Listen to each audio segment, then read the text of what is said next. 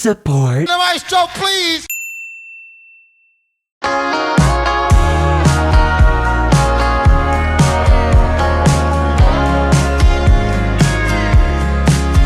First pop analysis of spring, and we chose a country song, and that's because we're doing Ella Langley's Choosin Texas. Ella Langley. Ella Langley is a country singer-songwriter born in Alabama and operating outside of Nashville, so I guess she didn't specifically choose Texas, but I guess that's not what the song's about, is it? Relatively new to the pop scene, but this isn't her first pop hit. She first arrived on the scene, oddly enough, with her debut single back in 2024 being You look like you love me. You look like you want. and she got her second hit the following year with If it weren't for the wind. Background. Choosin Texas was originally released on October 17th of 2025, charting 2 weeks later at the beginning of November at number 39. It slowly worked its way up the charts and finally hit number 1 for the first time in the middle of February of 2026. It bounced around a little up there, but as of the end of March, it is back to number 1. Choosin Texas is the lead single off of her upcoming second album, Dandelion, which is going to be released on April 10th. Oddly enough, the second single was recently released from the album, that one being I just wanna be hurt so bad, it hurts so bad, it hurts so. I just wanna be hurt. In terms of credits, besides Ella Langley, we have Luke Dick, Miranda Lambert, Ben West, and Joy Beth Taylor. Luke Dick has been in the country scene for quite some time and has managed to get a number of crossover pop hits as well, most notably I'm a little bit holy water, but still a little bit burning man. and Keep a light on in my soul.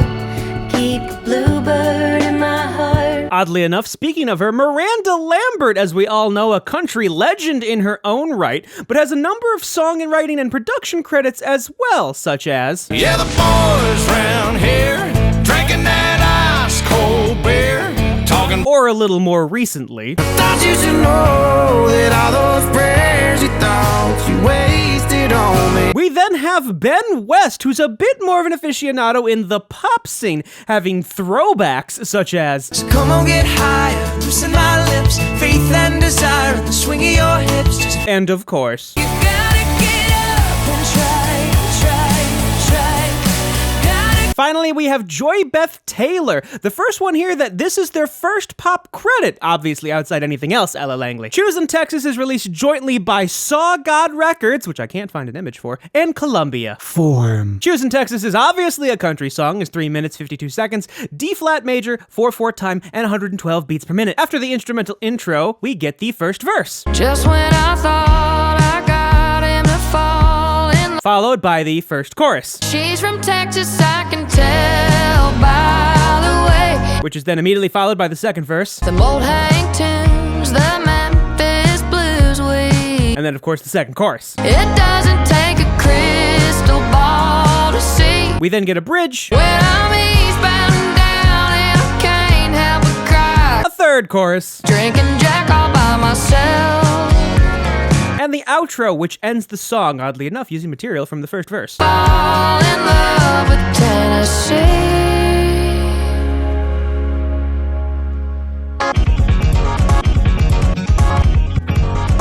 Electric guitar. One of 4 guitars that we're going to be going over, and that makes actually the entirety of the instrumental minus the drums. We first get this iconic riff from the electric guitar that we get to hear a bunch of different times, done mostly in thirds and fourths, but it gets that nice country twang going.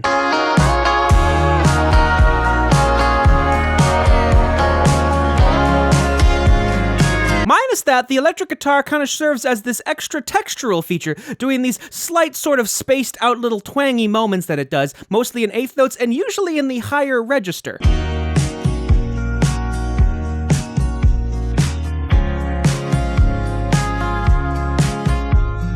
While they typically are spaced out, especially during the verses, they do get a bit more active, like in this one on that second sub-phrase. It's now just a bunch of eighth notes as opposed to just these spaced out 2 eighth notes with a tie into the next bar.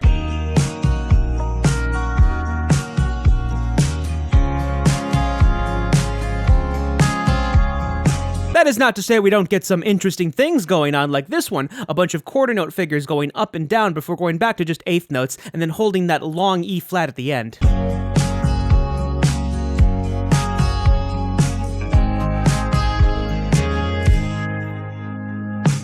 song continues, those extra textural elements do get a bit more intense, mostly in the form of being higher in the register. Now you can see here on that first one we get all the way to that A flat, but even we have this nice fourth to a third in the following subphrase.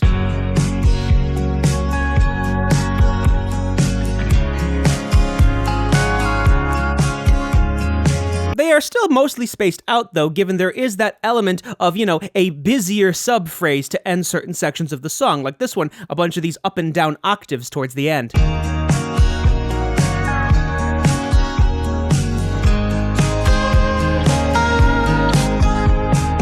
At certain parts of the chorus, we get this sort of F repeated pedal tone that the guitar does. It does stand out, especially considering all of the stuff it's been doing earlier, and it's relentless happening every bar, before we finally shift at the end of this phrase to that D flat, the high A flat, and then ultimately on that high E flat.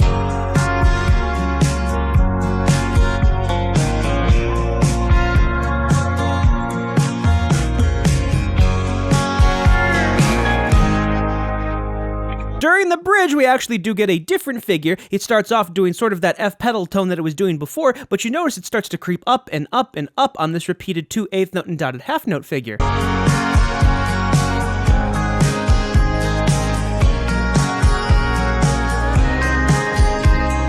As we get toward the end of the bridge, it does keep going up and up, but now in that second bar, we see it's a bunch of eighth notes with that chord note at the end, before that 2-bar, both whole notes at the very end of the section on that B flat and on that C.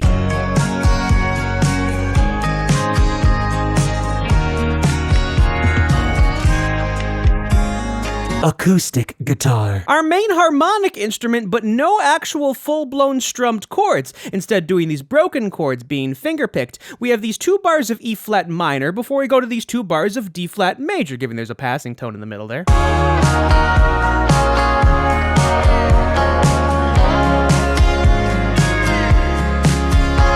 Pretty much does this for the entire song, this sort of finger-picking chords, and it does change the pattern that it's doing sometimes, but they always open up with these sort of ascending figures.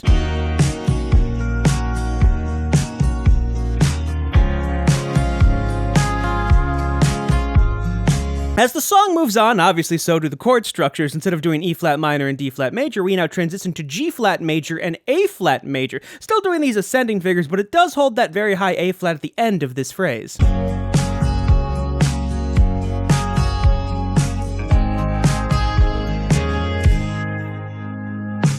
As the song continues, though, its pattern does get a bit more interesting. Here we have the chords G flat major going to a D flat major over F, but the thing I want to point out here, and it's not just these single eighth notes anymore, we keep ending on these high thirds for the chords.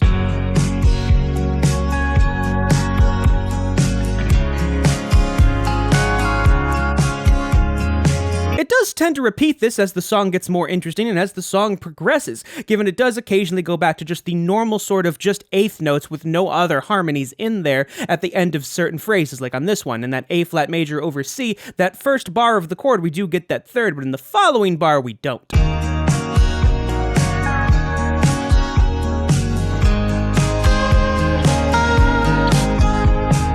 Beyond that, we do get some other certain additions. We still have that G flat major over with the thirds, but when we go to the B flat minor, it's now hitting a fourth, and then obviously goes back to the G flat major with the third, but now we get our first strummed chord on that A flat major.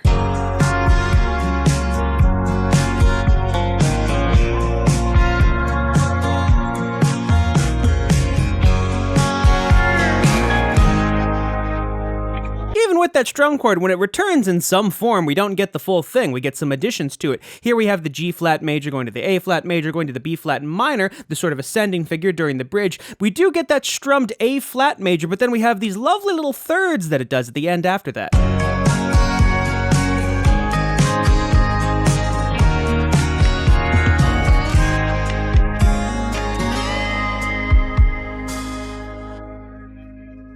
When we get to the third and final chorus, though, it does change what it's been doing this entire time. It's still finger-picking, there's still broken chords, but they're lower, and the actual pattern has changed, doing these 3-3-2s as opposed to these ascending sort of figures that it kept doing in 4s.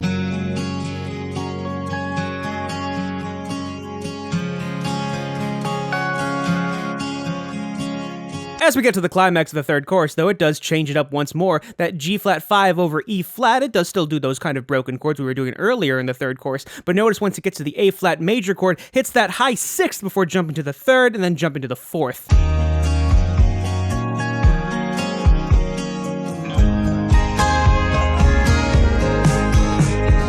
Bass guitar. The most simplistic of the guitars, but it is a bass guitar. It is the foundation for the whole song. It can't get too crazy. Going back and forth on these 4ths and 5ths, starting off on that low G and then dropping to the 4th below, then jumping back up, and then does the same thing with the F below it, but it does have that 8th note, quarter note figure at the end.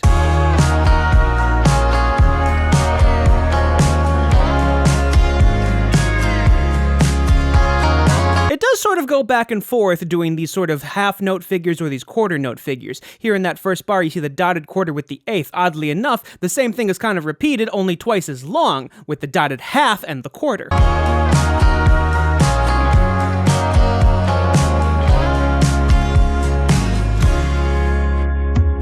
It does kind of keep things moving. Those dotted notes with their half counterpart does kind of keep the momentum flowing and continuously moving forward through the song.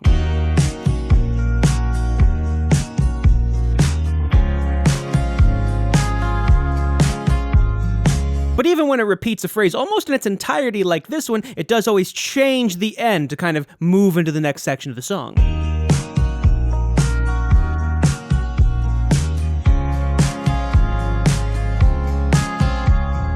But we do get some bass fun every now and again, like at the end of this phrase on that A flat does that little fall off at the end.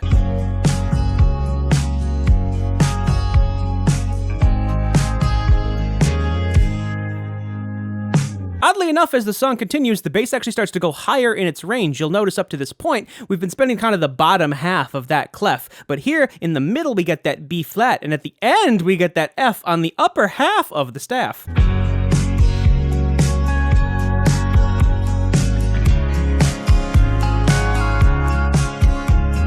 That all being said, it does find a way to get back down to the lower range, as a bass typically does.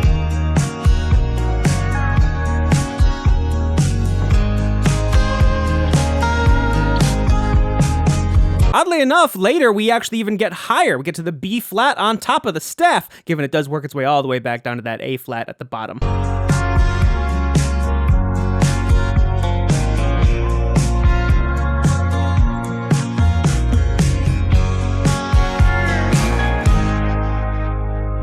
Similarly, like the rest of the instruments in the song, though, the bridge is where we get actually something concretely different, doing this slowly creeping up figure.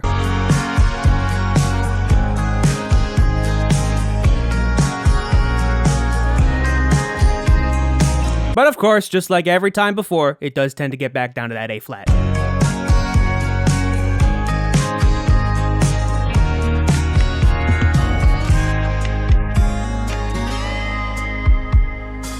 Slide guitar. The slide guitar kind of just serves as this extra flavor. A lot of the figures that it does, it actually doesn't repeat. This one, however, is one that does come back. It's the opening figure that we hear. It's that E flat, G flat sliding down to that B flat, D flat, and then space, and then we get that D flat down to that A flat.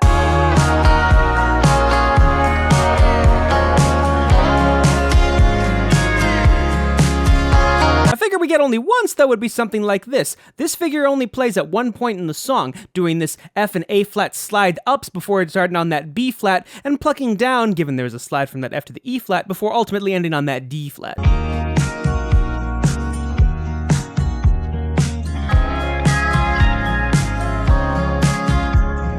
As the song goes on, the slide guitar comes back a lot more often, and the figures it does are a lot longer. You'll see this one, there's not as much space. When it starts playing, it plays to completion. We also get that nice fourth at the end.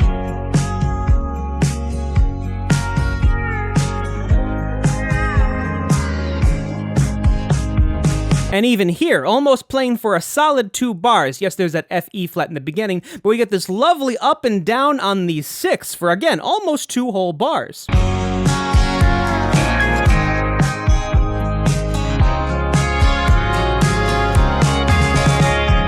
And the slide guitar gets one more time to shine on the back half of the song, doing those 4ths and 3rds, sure, but it ends on that very high 3rd of A flat and C.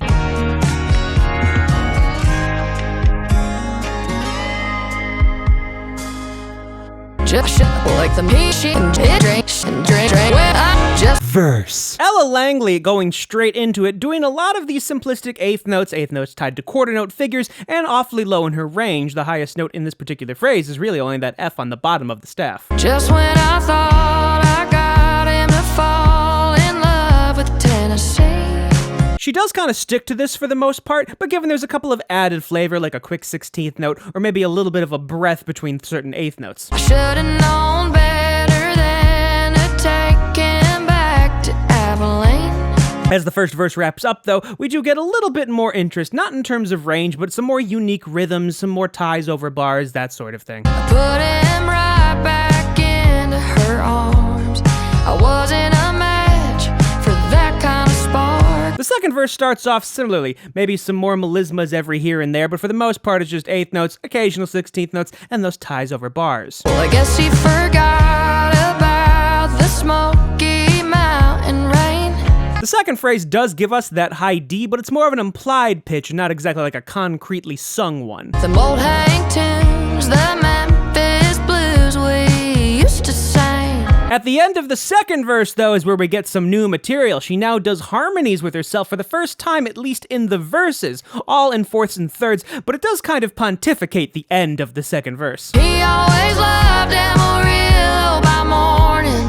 I should have taken that as a warning. Chorus. The chorus, we get a little bit more interesting stuff, considering it is supposed to be the memorable part of the song. We're higher in her range now, all the way to that A flat. These lovely third harmonies that are held out much longer than anything prior because of those dotted quarter notes. She's from Texas, I can tell by the way he's two-stepping round the room. She then repeats the same idea, still not getting any higher than that A flat, still having those lovely harmonies in the middle, but we do get a nice melisma at the end of this phrase on the word do. And judging by the smile that's written on his face, there's nothing I can do.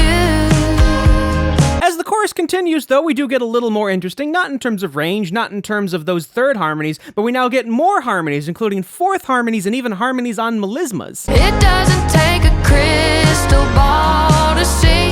A cowboy always finds a way to leave. As the chorus ends, though, it does start to space things out a bit more. Obviously, we're drinking Jack all by myself, then we pause, and then we finally get to Choosin Texas. It's kind of just that up and down figure, but we do have the melisma at the end like we did earlier. Drinking Jack all by myself.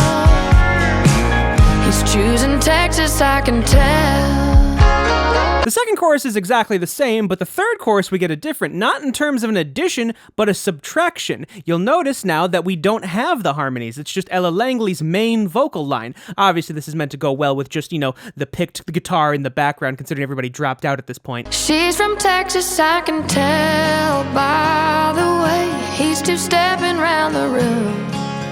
That then continues, but as the energy starts to build, we get this ad-lib at the end right after the melisma. And judging by the smile that's written on his face, there's nothing I can do. No, yeah. The same thing goes for later in that same chorus. Now after the word tell, we have that no at the end. Drinking Jack all by myself. He's choosing Texas, I can tell. No, drink. Not really any more changes at the end of the third chorus, besides that come on baby that's spoken at the very end to tie us into the outro. Drinking Jack all by myself. He's choosing Texas, I can tell.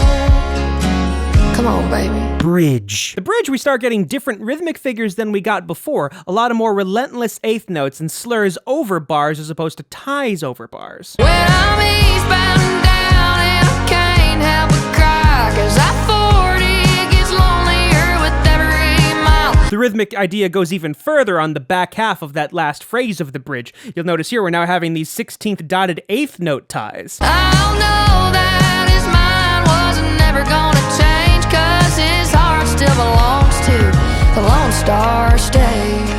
Outro. The outro only has two phrases to it, obviously this one, which is just melismas.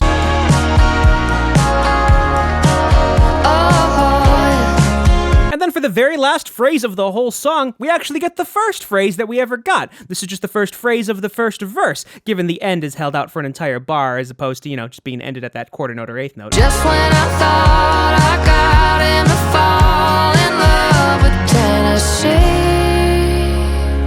Much more traditional country song than we've done before. I believe the last actual, solid country song we did was Fast Car by Luke Combs, and that was a cover. Not saying anything about Morgan Wallen, but he's a bit more pop country, if you know what I mean. Much more traditional country in the topic of choice as well, considering it's a woman singing about how her man is more obsessed with Texas, despite the fact they live in Tennessee. But I guess Ella Langley's from Alabama, so she herself moved from Alabama to Tennessee. Regardless, it is kind of nice to go back to that sort of old school country feel, going back to its roots sort of in rock with rockabilly. You know, look at the instrumentation. It's just guitars and drums. There's no hip-hop beats. There's not even really any synthesizers in this song. In fact, there are none. Oddly enough, it's funny to actually go through this song now. For the longest time, because I just saw the name and saw Ella Langley, I thought Ella Langley was from Texas. I thought this was a love song to Texas. So it's a good thing we finally went over this song. Corrected a possible mistake I would have made if I looked at her and I went, oh yeah. She's from Texas, I can tell by the way he's two-stepping round the room. And judging by the smile that's written on his face. It is amusing, as I've said before. She was born in Alabama, but is based out of Tennessee, is singing a song about Texas. At this point, we just need Florida Georgia line eating Kentucky Fried Chicken, and we got most of the South. There's nothing I can do. It doesn't take a crystal ball to see. A cowboy always finds a way to leave. Drinking Jack all by myself. He's choosing Texas, I can tell.